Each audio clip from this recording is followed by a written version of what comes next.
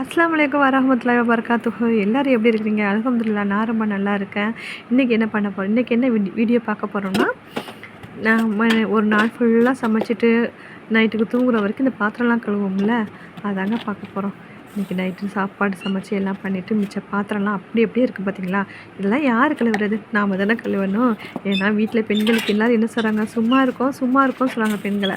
முக்கியமாக ஹஸ்பண்ட் சொல்லுவாங்க, நீங்கள் என்ன பண்ணுறீங்க, சும்மா தானே இருக்கிறீங்க, 4 பாத்திரம் 4 தட்டு 4 சாப்பாடு இதை கழுவிட்டு சும்மா தான் இருக்கீங்க. அதை செஞ்சு பார்த்தா தாங்க தெரியும் கஷ்டம். பார்த்தீங்களா எவ்வளோ கஷ்டமாக இருக்குன்னு. முக்கியமாக பெண்கள் நம்ம எல்லாருக்குமே தெரியும் எவ்வளோ கஷ்டம் அந்த பாத்திரம் கழுவுறது அப்படின்னு. நமக்கு எப்பவுமே லீவே கிடையாதுங்க, டெய்லியும் வேலை தான். விடிஞ்சதுமே நம்ம என்ன கிச்சனை தான் பார்ப்போம். பாத்திரம் கழுவுறது, சமைக்கிறது, அவங்களுக்கு பரிமாறுறது, இவங்களுக்கு பரிமாறுறது, துணி துவைக்கிறது, அது இதுன்னு 1008 வேலை இருக்குங்க. அதில் நம்ம இன்ட்ரெஸ்ட்டாக தான் பார்க்குறோம். அதனால தான் நமக்கு இந்த அளவுக்கு ஓடிட்டுருக்கு. இல்லைன்னா நமக்கு கண்டிப்பாக நம்மளால முடியாது. யாரெல்லாம் நம்ம கிச்சனை இன்ட்ரெஸ்ட்டாக சந்தோஷமாக பார்க்குறோமோ நமக்கு எல்லாமே திருப்தியாக சந்தோஷமாக எல்லாமே நடக்கும். அது மாதிரி தாங்க இப்போ நான் எல்லா பாத்திரத்தையும் கழுவி பாத்திரம்லாம் கிச்சனில் செட் பண்ணிட்டேங்க. இப்போ கிச்சன் ஸ்டாண்ட் கழுவுறேங்க.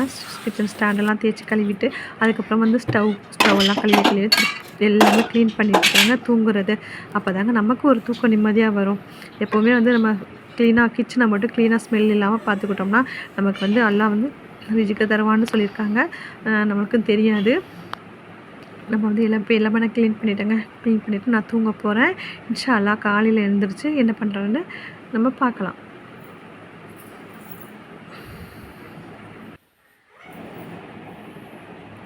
அஸ்ஸலாமு அலைக்கும். என்ன பண்ணுறீங்க எல்லோரும்? காலையில் எழுந்திரிச்சதுமே நம்ம எங்கே போகிறோம், கிச்சனுக்கு தான் போகிறோம். கிச்சனில் போய் பால் காய்ச்ச போகிறேங்க. பாலை காய்ச்சிட்டு அடுத்து என்ன யார் யாருக்கெல்லாம் என்னென்ன வேணும்னு கேட்கணும். எல்லாம் தூங்குவாங்க. அதனால் ஃபுல்லாக பாலை எடுத்து காய்ச்சிடுவேங்க.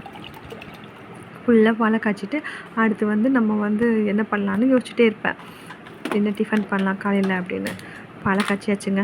நமக்கு தேவையான காஃபியை நம்ம போட்டு குடிச்சுப்போம். அப்புறம் அவங்களாம் எந்திரிச்சதுக்கப்புறம் பாப்பாவும் ஹஸ்பண்ட் தூங்குறாங்க. அவங்க 2 பேரும் எந்திரிச்சதுக்கப்புறம் யார் யாருக்கு என்னென்ன வேணும், காஃபி வேணுமா பால் வேணுமான்னு கேட்டு போட்டு கொடுக்க வேண்டியதான். கண்டிப்பாக பாப்பா காஃபி குடிக்காது, அவங்களுக்கு அல்சர் இருக்கிறனால பால் தான் சாப்பிடுவாங்க. அவங்களுக்கு பால் கொடுத்துருவேன். ஹஸ்பண்டுக்கு காஃபி, டீ, பூஸ்ட் என்ன வேணுமோ அவங்களுக்கு போட்டு கொடுத்துருவேன். அவ்வளோதாங்க நம்மளோட காலை ரொட்டீன். இனி டிஃபன் தாங்க. இன்றைக்கி நான் டிஃபன் பண்ணுறத வீடியோவில் காட்டல. இந்த ஸ்ட்ரெயிட்டாக மதிய சாப்பாட்டுக்கே வந்துடுறேங்க காஃபி சாப்பிட்டுட்டு. ஓகேவாங்க.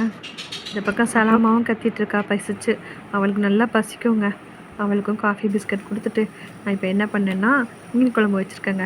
நம்ம மீன் குழம்பு ரெசிபி நம்ம எப்போவும் பார்க்குறது தானேங்க. உங்களுக்கு நான் ஏற்கனவே மீன் குழம்பு ரெசிபி என்னோடய சேனலில் போட்டிருக்கேன். நீங்கள் போய் சேனலில் செக் பண்ணி பாருங்கள். மீன் குழம்பு ரெசிபி ஃபுல்லாக போட்டிருக்கிறேன். அதை பார்த்துக்கோங்க. இன்றைக்கி நான் மீன் குழம்பு வச்சு முடிச்சுட்டு முட்டை தக்காளி தொக்கு பண்ண போகிறேங்க. முட்டை தக்காளி தொக்கு உங்களுக்கு முட்டை தொக்குன்னு சொல்லுவோம். இந்த முட்டை தொக்கு எப்படி பண்ணுறதுன்னு அப்போ உங்களுக்கு நான் வீடியோவில் ஃபுல்லாக காட்டுறேங்க. ஃபஸ்ட்டு சட்டி அடுப்பில் வச்சுக்கிட்டு கொஞ்சமாக கடலை எண்ணெய் யூஸ் பண்ணிப்பேன். அதுக்கப்புறம் வெங்காயம் போட்டுருவோம். ஃபஸ்ட்டு ஏன்னா பட்டை மிளகா போட்டோம்னா கறியிடும். ஃபஸ்ட்டு வெங்காயம் போட்டு அதுக்கப்புறம் தான் பட்டை மிளகா போட்டு தாளிப்பேன். நல்லா கண்ணாடி பதத்துக்கு தாளித்ததுக்கப்புறமா மஞ்சத்தூள் போட்டு தாளிக்கணும். அதுக்கப்புறம் கொஞ்சம் உப்பு போட்டுக்கணும். அவ்வளோதாங்க. அப்புறம் கொஞ்சம் நேரம் அப்படியே தக்காளியை போட்டு கொஞ்சம் அப்படியே மசிச்சு விடணுங்க. ஏன்னா இப்போ உள்ள தக்காளிலாம் மசியே மாட்டேங்க. நாமளாவது ட்ரை பண்ணி கொத்தி விட்டு மசிச்சுக்க வேண்டியதுதான். மசிச்சாச்சுங்க. நல்லா ஆயில் பிரிஞ்சு வர டயத்தில் முட்டையை தூக்கி ஊற்றிக்கணும். முட்டையை தூக்கி ஊற்றி லைட்டாக தான் கிண்டி விடணும். ரொம்ப கிண்டிடக்கூடாது. முட்டையை மட்டும் தனியாக கிண்டணும். மஞ்சக்கருவை அப்புறமா முட்டை வெந்ததுக்கப்புறம் மஞ்சக்கருவை கிண்டணுங்க. அவ்வளோதாங்க. முட்டை தொக்கு ரெடி ஆயிடுச்சுங்க. இந்த முட்டை தொக்கு இருந்தாலே போதுங்க. சாப்பாடு செம்ம டேஸ்ட்டாக இருக்கும். இந்த முட்டை பாக்ஸ் கொஞ்சம் குறைஞ்சதுக்கப்புறம் சின்னதாக்கிக்கலாம். ஆக்கிட்டேங்க. இப்போ சாப்பாடு பாப்பாவுக்கு தான் ஃபஸ்ட்டு சாப்பாடு போடுறேன். அவங்களுக்கு மீன் குழம்புலாம் இன்ட்ரெஸ்ட் இருக்காது. அதனால் நேற்று வச்ச இது பெப்பர் சிக்கன் இருக்குது. அதில் சாப்பிட்ருவாங்க. அந்த பெப்பர் சிக்கன் வச்சா அவங்களுக்கு ரொம்ப பிடிக்கும். மீன் குழம்பு விரும்ப மாட்டாங்க. நான் அவங்களுக்கு பெப்பர் சிக்கன் வச்சு முட்டை தொக்கு வச்சு சாப்பாடு ஊட்டி விட போகிறேங்க. இதுக்கப்புறமா தான் நான் சாப்பிட்ணும். ஹஸ்பண்ட் வேலைக்கு போயிருக்காங்க, இன்னும் வரல. அவங்க வந்ததுக்கப்புறம் அவங்க தனியாக சாப்பிடுவாங்க. இப்படி 3 பேரும் தனித்தனியாக தாங்க சாப்பிட்டுட்ருக்கோம் ரொம்ப நாளாகவே. ஏன்னா அவங்க வேலையை பார்க்குறாங்களா, நமக்கு சாப்பிட்றதுக்கு தனியாகவே போயிடும். ஆனால் தனியாக சாப்பிட்ற எவ்வளோ கஷ்டம்னு எனக்கு தாங்க தெரியும். சேர்ந்து சாப்பிடும்போது தாங்க நம்ம இன்ட்ரெஸ்ட்டாக இன்னும் ஒரு கரண்டி சாப்பாடு சாப்பிட்ற மாதிரி இருக்கும். இப்போ நான் அவங்க சாப்பாடு கொடுத்து அனுப்பிட்டேன். இப்போ நான் அவங்களுக்கு சாப்பாடு கொடுத்து ஸ்கூலுக்கு அனுப்பிட்டேன். இப்போ நான் எனக்கு சாப்பாடு போட்டுக்கிட்டேன். நான் மீன் குழம்பு தாங்க ஊற்றி சாப்பிட போகிறேன். முட்டை தொக்கு வச்சுட்டு அடுத்து மீன் குழம்பு வச்சு சாப்பிடுவேன். இன்றைக்கி என்ன மீன் வாங்கினேன்னா நகர மீன் வாங்கினேன்.